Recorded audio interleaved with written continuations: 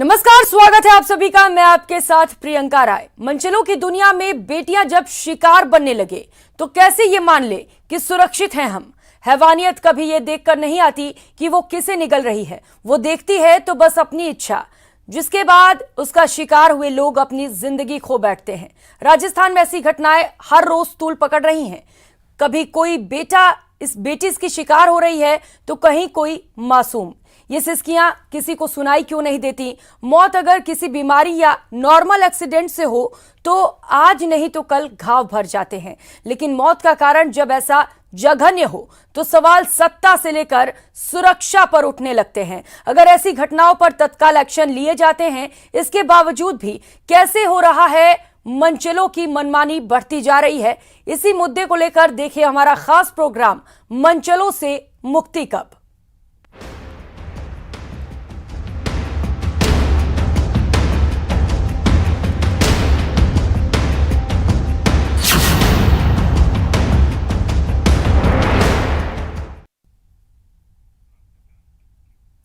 तो प्रदेश में महिलाओं की सुरक्षा को लेकर क्या कुछ स्थिति है, इसकी ग्राउंड रिपोर्ट जानेंगे। इस वक्त हमारे सहयोगी अलग अलग जगहों से जुड़ चुके हैं। जोधपुर से रंजन दवे हमारे साथ जुड़ चुके हैं और इसके साथ ही राजसमंद से अलकेश सनाढ्य हमारे साथ जुड़े हुए हैं। सबसे पहले रंजन, आपका रुख करते हुए जरा बताइए वहां पर महिलाओं की सुरक्षा को लेकर क्या कुछ स्थिति है, ग्राउंड रिपोर्ट बताइएगा जरा।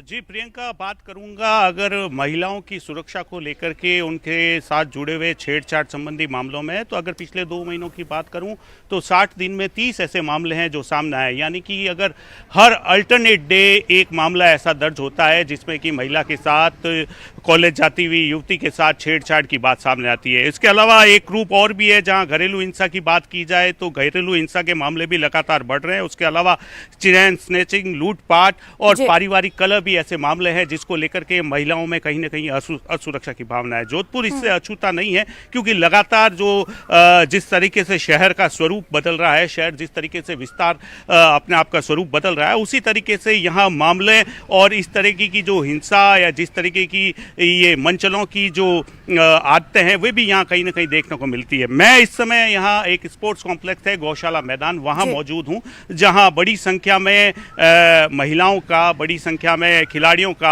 आना जाना लगातार जारी रहता है। मेरे साथ में मैं दिखाना चाहूँगा कि कई सारी ऐसी महिलाएं हैं जो यहाँ मौजूद है, यहाँ आती जाती रहती हैं। उनसे अगर बात करें तो सबसे पहले जानना चाहेंगे कि क्या मानती हैं आप, जिस तरीके से दौर चल रहा है वुमेन सिक्योरिटी को लेकर के, क्या मानती हैं? मैं जैसे वुमेन सिक्योरिटी का भी जैसे माहौल चल रहा है, वैसे कोई भी पुलिस प्रशासन की तरफ से वुमेन सिक्योरिटी नहीं है। जैसे कहीं जाते हैं तो ऐसा लगता है घर का जेंट साथ में होना चाहिए, अकेले नहीं जा सकते, मन में डर भय रहता है और जिसको साथ ले जा रहे पता नहीं उसके ही मन में क्या है। और दूसरी घरेलू हिंसा अगर ले तो घर में ही औरतों के साथ अगर हिंसा होती है तो उनके परिवार वाले ही उनको डराते हैं, ना तो उनके आगे कुछ कार्रवाई करते हैं। उस डर से बहुत सी महिलाएं अपना बोल नहीं पाती है और अंदर ही अंदर रखती है। आपका क्या मानना है, इनकी बात से कितना ताल्लुक रखते हैं आप? मेरा ये मानना है, इन्होंने जो बोला है इसकी सिक्योरिटी को लेते हुए कुछ पुलिस को कुछ ऑब्जेक्शन वगैरह है जो उठाना चाहिए, मुद्दा उठाना चाहिए। जैसे कि किसी लड़की या लेडीज़ के साथ में अगर रेप होता है तो उसको चुप रहने के लिए बोला जाता है, ना कि उसे कहते हैं कि तुम जा अपने लिए आवाज़ उठाओ। आजकल महिलाओं के लिए हक के लिए लड़ाई करने के लिए भी उनको घर से बाहर नहीं निकाला जाता है, जो कि गलत है। महिलाओं को हक लड़ने के लिए आज़ादी देनी चाहिए, बोलना चाहिए और उनको फ्रीडम देना चाहिए। 21वीं सदी की नारी की बात है, फ्रीडम की बात है, 21वीं सदी के रूप में नारी की बराबरी की बात की जा रही है। क्या सच में बराबरी है? किस तरीके से देखते हैं? बराबरी तो सिर्फ एक वर्डों में है, बुक्स में है, लॉज में है, अदरवाइज कहीं नहीं है। पुरुष पुरुष ही रहा है और औरत औरत ही रही है। पुरुष गलती भी कर दे तो कोई नहीं, जस्ट इग्नोर, और औरत ने जरा सी भी गलती कर दी या कुछ भी नहीं किया तो भी उसके ऊपर इतना मुद्दा उठाया जाता है कि अच्छा एक जॉब की बात देख लो, आदमी नौकरी करेगा पर बहू उनको पढ़ी लिखी चाहिए, ग्रेजुएट चाहिए, ये चाहिए, पर नौकरी नहीं चाहिए। ठीक है ना, बहू पढ़ी लिखी हो तो किस लिए हमारे बच्चों को, हमारे पोतों पोतियों को पढ़ाए, पर काम क्या करे, घर का काम करे, हमारे घर को देखेगा। तो ये कहाँ इक्वलिटी तो आई नहीं, सिर्फ लॉज में रह गई है। और मैं एक बात कहना चाहती हूँ कि हर भाई एक कलाई राखी बांधने से पहले ये ध्यान रख ले कि दूसरी भी बहन नहीं है, दूसरों की बहन है। तो हर भाई राखी पे एक वादा ले ले कि दूसरी बहनों का भी रक्षा करना है, खुद की तो करता ही है हर इंसान, दूसरों की भी करता है। बहुत बड़ी बात कही। आप कॉलेज स्टूडेंट्स हैं, कॉलेज आते जाते हैं, किस तरीके का माहौल देखता है, अपने आप को कितना सेफ सिक्योर मानती हैं? जी दोनों चीज़ें हैं। जैसे अभी नया दौर चल रहा है तो काफ़ी सेफ़ भी हैं, हमारी एज के जो लोग हैं वो काफ़ी सेफ़ भी होते हैं, और कभी कभी ऐसे अजीब से लोग भी मिल जाते हैं जो मतलब ज़्यादा ऐसे अजीब बात करते हैं। तो दोनों चीज़ें होती है, ऐसा ज़रूरी नहीं है कि सारा दौर ही ख़राब है। नए जो अभी नए आ रहे हैं, जैसे पेरेंट्स भी है अंडरस्टैंड करते हैं, आसपास वाले लोग भी हैं वो भी अंडरस्टैंड करते हैं, तो डिपेंड करता है, डिफर करता है। कुछ और ठीक है रंजन, कुछ और लोग, कुछ और महिलाएं हैं आपके पास, उनसे भी बातचीत करेंगे, जानेंगे क्या कुछ दिक्कतें उन्हें होती हैं। उससे पहले गिरिराज शर्मा भी हमारे साथ जुड़ चुके हैं सवाई माधोपुर से। गिरिराज, अगर सवाई माधोपुर की बात करें तो वहां क्या कुछ स्थिति है? क्या वहां पर महिलाएं खुद को सुरक्षित महसूस कर पाती हैं? क्या कुछ परेशानियां होती है उन्हें? जरा बातचीत करिए और जानने की कोशिश करिए उनसे। जी देखिए, मैं आपको ये भी बता दूं कि सवाई माधोपुर में भी जो कानून व्यवस्था है, कानून व्यवस्था का हाल सवाई माधोपुर में भी किसी से छुपा हुआ नहीं है। और खासतौर से सबसे ज्यादा परेशानियां तो यहाँ पर सवाई माधोपुर में महिला वर्ग को, और जो लड़कियां हैं जो स्कूल जाती है, कोचिंग जाती है, उनको होती है। यहाँ पर कई जो लड़कियां हैं वो डर के मारे कई मरतबा कोचिंग नहीं जा पाती, स्कूल नहीं जा पाती, और एक भय का माहौल हमेशा बना रहता है। कुछ लड़कियां, कुछ युवतियां हमारे साथ में हैं, आइए उनसे भी जानते हैं कि जब वो स्कूल या कोचिंग वगैरह जाती हैं तो किस तरीके का एक भय हमेशा कानून व्यवस्था को बन करके लगातार बना रहता है। आप बताएं सर। जैसे कॉलेज या स्कूल वगैरह जाती हैं लड़कियां, तो क्या है, लड़के मतलब आवारा टाइप के आते हैं और बाइक पे आके कुछ भी कह के चले जाते हैं, और लड़कियां मतलब थोड़ी हिम्मत जुटा के पुलिस प्रशासन को कुछ कहती हैं तो वो इसकी सुनवाई नहीं करते हैं और ध्यान नहीं देते बिल्कुल भी। तो फिर ये क्या है कि ज्यादा ही बढ़ता जाएगा। फिर नहीं, ऐसे में आप अकेले जाने से डरती हैं या फिर किसी को साथ में लेकर के जाती हैं? फिर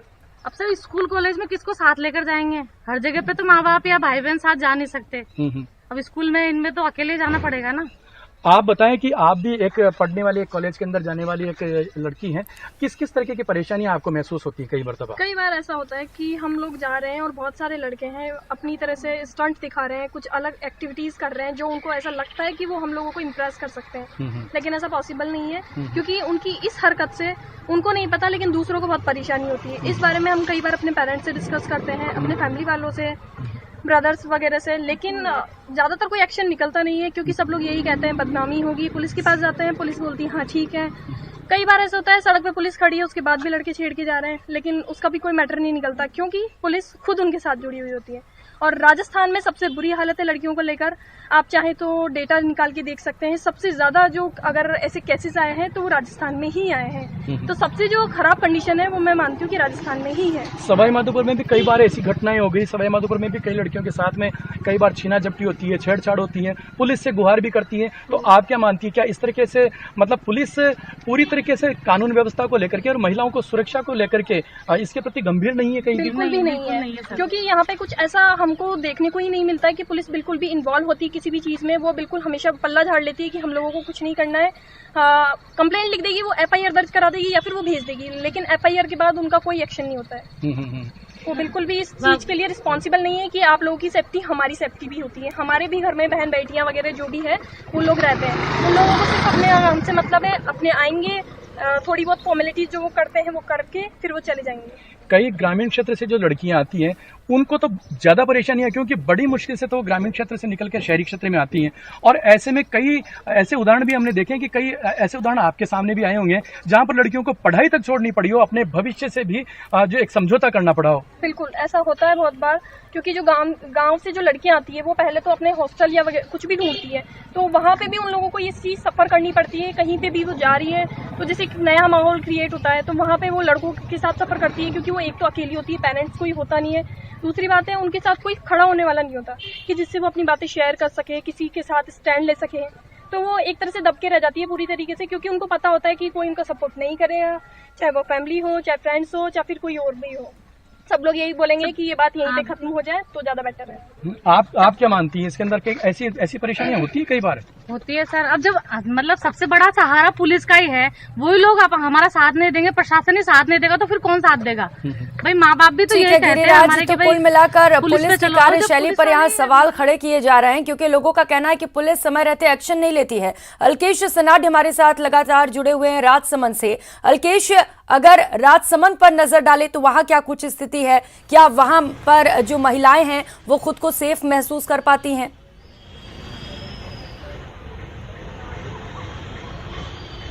प्रियंका, राजस्थान की अगर बात की जाए तो राजस्थान में ऐसे कोई सी भी जगह नहीं है जहां महिला अपने आप को महसूस कर सके। सबसे बड़ी बात यह है कि जिस जगह से न्यूज़ 18 ने जो मुहिम चलाई है मंचलों से मुक्ति, आज काफी जनता उसको अप्रिशिएट कर रही है क्योंकि कई जो ऐसी बालिकाएं हैं, ऐसी लड़कियां हैं जो अपने दिल की बात शायद अपने परिजनों को भी नहीं कह पाती क्योंकि एक डर होती है, एक झिझक होती है, वो नहीं कह पाती। इस वक्त हमारे साथ कुछ कॉलेज जो गर्ल्स हैं या स्कूल जाने वाली जो छात्रा हैं वो हैं, हम उनसे जुबानी समझते हैं कि उनको किस तरह की ईव टीजिंग का सामना करना पड़ता है। आप आमतौर पर आप कामकाजी महिला भी हैं, आप बाहर भी जाते हैं फील्ड में, किस तरह से आपको मंचलों की फप्तियों का या टीजिंग का शिकार होना पड़ता है? सर, सबसे बड़ी बात यह है कि आमतौर पे जब भी महिला घर से बाहर निकलती है तो पहली बात तो यही आती है कि महिलाओं को घर से बाहर निकलने की जरूरत क्या है। तब हम ये जवाब देते हैं कि हम देश की आधी आबादी हैं और आधी आबादी का आधा हक है देश के विकास में भी और अपने कर्तव्यों को निभाने में भी। और दूसरी बात, जब आप घर से बाहर निकल रहे हो तो एक उंगली आपकी तरफ हमेशा उठेगी। जरूरत हमें इतनी होती है कि हम थोड़ा सा पॉजिटिव रहें और समाज को बदलने की दिशा दिखाएं कि 4 उंगलियां उनकी तरफ भी है। हमें उस एक उंगली को नहीं देखना है जो हमारी तरफ उठ रही है, हमें उन 4 उंगलियों को बताना है जो उनकी खुद की तरफ है। अगर हम बदलाव चाहते हैं तो सबसे पहले हमें अपनी सोच में बदलाव करके थोड़ा सा सशक्त बनने की आवश्यकता होगी। और ईव टीजिंग के मामलों की जहां तक बात है तो आप कहीं भी अपने घर से जैसे ही बाहर निकली है, चाहे आपको आंखों से टीज किया जाए या फप्तियों से टीज किया जाए या फिर आपका दुपट्टा खींच करके टीज किया जाए, सहना तो हमें सब जगह है, लेकिन उस सहन शक्ति को हम किस तरह से रिप्रेजेंट कर रहे हैं वो सबसे बड़ी बात है। और मेरी सबसे गुजारिश है कि आप अपने अपने हिस्से की एक आवाज जरूर उठाएं। और मेरे साथ मेरी कुछ साथी भी हैं और वो बताएंगी कि उनके एक्सपीरियंस क्या रहे हैं जब वो कॉलेज जाती थी और उन्होंने कैसे फेस किया है। आप कॉलेज जाती थी आमतौर पर, क्या कभी आपको ऐसी जो घटनाओं का सामना करना पड़ा? हाँ, कभी कोचिंग आए तो लड़कों ने पीछा कर लिया बाइक से। एक दिन तो पता नहीं चला, दूसरे दिन जाके पता चला कि कोई पीछा कर रहा है, तो घर तक गए तो वो घर तक पीछे आया। फिर हमने घर पे बताने में थोड़ा डर सा लग रहा था कि घर पे बताएंगे तो घर वाले पूछेंगे कि तू जानती होगी। हालांकि मेरे घर वाले ऐसा नहीं सोचते हैं, लेकिन अगर कोई देखता है ऐसा तो फिर वो कहते हैं मुझे जरूर कि लड़की की गलती होगी तभी वो पीछे आया, लड़की ने कुछ तो कहा ही होगा या फिर उसने कुछ कहा होगा, उसने जवाब दिया होगा तब वो आपके पीछे आया, लेकिन ऐसा नहीं था। फिर मैंने मेरी सिस्टर को बताया, फिर उसने मेरा साथ दिया, वो आई मेरे कोचिंग तक आई। फिर जाते टाइम देखा उसको तो फिर बस स्टैंड पे कुछ लोग खड़े थे तो उनकी हेल्प ली। फिर जाके पुलिस कंप्लेन करी, फिर सब सोटा उठा। फिर घर वालों को जब पता चला तो घर वालों ने बोला कि अगर ऐसी कोई बात है तो हमें पहले बता देनी चाहिए। तो आपने पुलिस में कंप्लेन किया, आपने जैसे आप पुलिस में कंप्लेन की, पुलिस से कितना रिस्पांस मिला आपको? पुलिस का भी 100% मिला। उन्होंने खुद उस लड़के को पकड़ के मारा। फिर उन्होंने मुझे भी कहा कि तू भी मार, इसे गलती करी है, इसने तेरे घर तक पीछे आया है। तो फिर मैंने भी मारा उसे। कि प्रियंका, राजसमंद की अगर बात की जाए तो राजसमंद, क्योंकि महिलाओं की बात चल रही है तो राजसमंद एक अद्भुत उदाहरण राजसमंद का ये इसलिए भी है क्योंकि राजसमंद की सांसद की बात कहें या राजसमंद की विधायक की बात कहें और या जिला प्रमुख की बात कहें, तीनों राजसमंद की महिलाएं हैं। और ऐसे में महिला सुरक्षा का मुद्दा राजसमंद के लिए बहुत अहम हो जाता है। आप स्कूल जाते हैं, कॉलेज जाते हैं, कभी ऐसा सामना करना पड़ा आपको या मन में कभी ऐसा विचार आया कोई हमें छेड़ रहा है? सर, ऐसा विचार तो मुझे कभी नहीं आया, पर मेरे साथ जो मेरी फ्रेंड्स हैं उनके साथ ऐसा बहुत बार हुआ है। मैंने उनको कहा भी कि तुम अपने घर वालों को बता दो। अगर घर वालों को नहीं बता सकते हो तो मतलब आप जिसे अपना आइडियल मानते हो या जिसको आप ये बात बता सकते हो उसको ये बात बताओ। तो वो भी यही सोचती है कि नहीं, मैं अगर किसी को कुछ बोलूंगी तो मेरे को ही गलत बोलेंगे कि तूने ये किया इसलिए वो लड़का पीछे आया या ऐसा कुछ।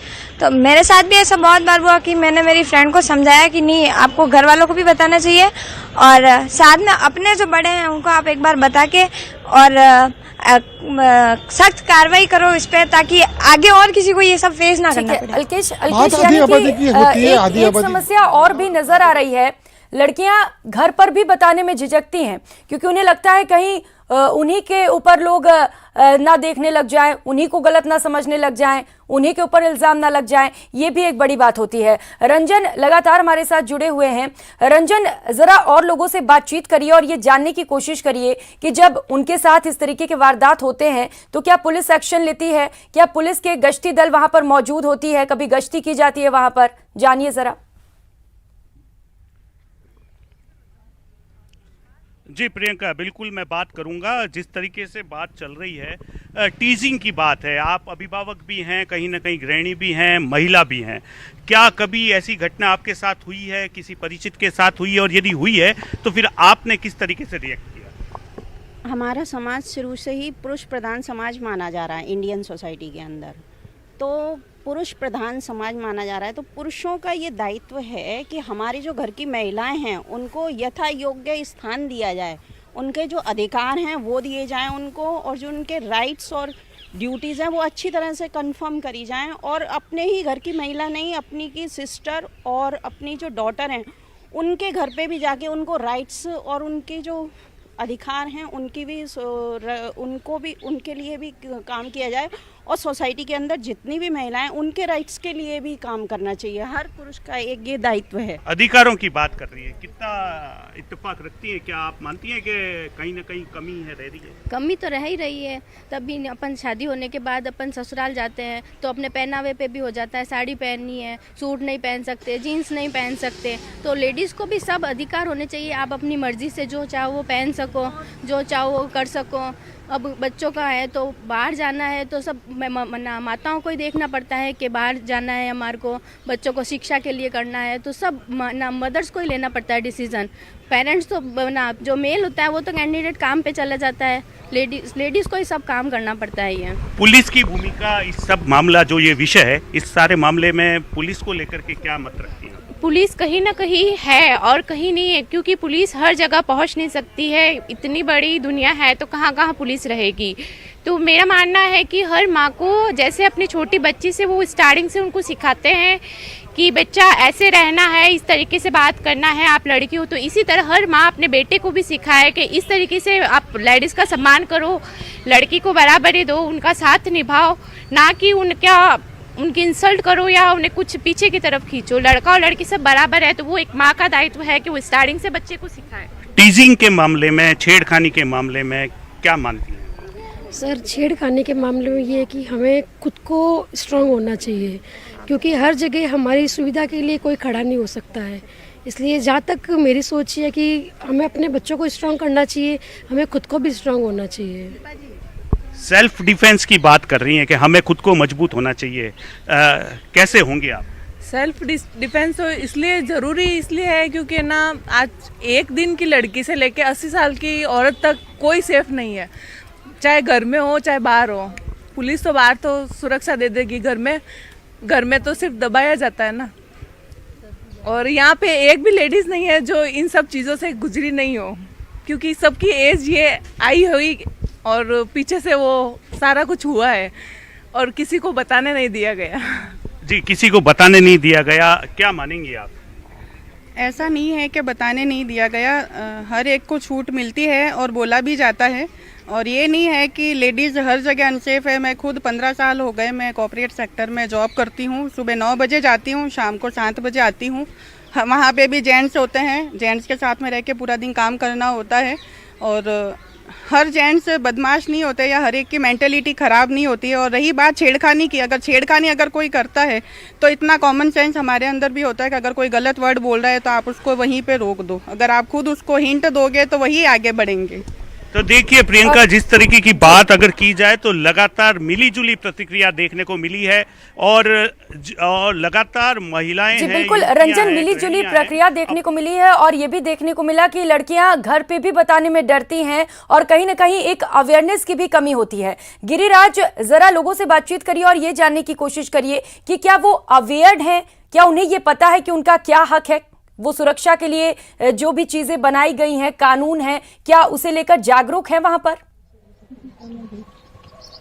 जी बिल्कुल, निश्चित रूप से सवाई माधोपुर में जो युवतियां हमारे साथ में हैं, आइए उनसे और इस बारे में भी जानकारी प्राप्त करते हैं कि जो लड़कियां हैं, जो महिलाओं के लिए जो कानून बनाए गए हैं, और सवाई माधोपुर में अगर आपको किसी तरीके से अगर कोई परेशान करता है, कोई असामाजिक तत्व परेशान करता है, या कोई ऐसा कोई तत्व है जो आपको परेशान कर रहा है, तो आपको कितनी जानकारी है कि उसकी शिकायत कहाँ कहाँ करनी चाहिए, किस किस को बताना चाहिए, बताएं। सबसे पहले तो हम मम्मी पापा को बताएंगे, घर वालों को बताएंगे, घर वाले जाके पुलिस वालों को बताते हैं, लेकिन पुलिस वाले अपनी तरफ से कोई भी अटेंशन नहीं लेते हैं उस बात के लिए, वो हमारी बातों को इग्नोर कर देते हैं। और जो जो ये बॉयज वगैरह ही होते हैं, ये सब ठीक है। अलकेश, यही सवाल आपसे भी मेरा है, वहां पर जरा जानने की कोशिश करिए, क्योंकि कानून तो ये भी है कि अगर कोई लड़का आपको देखता है, कोई पुरुष आपको देखता है और गलत तरीके से देख रहा हो, ज्यादा देर तक देख रहा हो, तो उसे भी अपराध माना जाता है, आप कंप्लेंट कर सकते हैं। क्या इसे लेकर लोग जागरूक हैं वहां पर?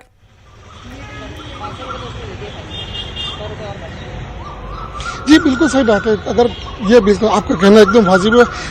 ऐसा आमतौर पर होता है, कोई लड़का किसी लड़की को अपने से बहुत लंबे टाइम तक देखता है या पीछा करता है, ये भी अपराध होता है। आप सोशलाइट है, आप समाज के लिए काम करती है, महिला जागरूकता के लिए काम करती है, तो ये चेतना महिला और तो आधी आबादी में कब तक आएगी और कब अपनी हक के लिए वो आवाज उठाएगी? सर, चेतना आ रही है, धीरे धीरे चल रही है, लेकिन हम ही समाज को इस तरह से धोखा देते हैं या हमको डाइवर्ट करते हैं कि महिला जो कानून है वो बहुत बनते गए हैं, और महिला कानूनों की अधिकता होने की वजह से ये सारी समस्याएं हो रही कि महिला अधिक शक्तिशाली हो गई है। लेकिन वास्तविकता तो ये कानून तो बहुत बने, नो डाउट बहुत बने, लेकिन ये कानूनों की जागरूकता जो है वो महिलाओं में नहीं है। और महिलाओं में जागरूकता आने के बाद में भी दूसरा सबसे बड़ी कमी है, एक महिला होने के नाते, या हम कई बार जेंडर और ट्रेनर होने के नाते हम ये बोलते हैं महिला पुरुष बराबर है, लेकिन अगर आप भावनात्मक संबंधों को देखेंगे तो महिलाएं भावनात्मक रूप से आज भी अपने परिवार से अधिक जुड़ी हुई हैं, बनिस्बत इसके कि वो अपने लिए डिसीजन ले, वो परिवार के लिए चुप रह जाती है। जागरूकता है, सब कुछ है। तो ये माना जाए कि महिलाएं परिवार के दबाव के कारण मतलब कि अपने ऊपर जो जुल्म होता है वो सह लेती है बहुत सी बार, और बिल्कुल सच है सर। शराबी पति रात को पीटता है, महिला बहुत रोती है, हम जाकर के समझाते हैं, सुबह कंप्लेन करना चलेंगे, FIR कहीं अवेयरनेस की कमी है, तो ऐसे में जरूरत है कि महिलाएं जो हैं वो अवेयर रहें, सेल्फ डिफेंस सीखें, खुद को मजबूत बनाएं। बहुत शुक्रिया आपका रंजन दवे, गिरिराज शर्मा और अलकेश सनाड्य तमाम जानकारियों के लिए। तो महिलाएं स्कूल जा रही हो, कॉलेज जा रही हो, जॉब पे जा रही हो, हर जगह महिलाओं के साथ छेड़खानी की जाती है, तमाम जगहों से ये खबर आती है कि दुष्कर्म किए जाते हैं। ऐसे में जरूरत है सभी महिलाओं को जागरूक रहने की और सुरक्षित रहने की, और सवाल अभी भी यही बरकरार है कि आखिर महिलाओं को सुरक्षा कब मिलेगी। फिलहाल इतना ही, मुझे दीजिए इजाजत, नमस्कार।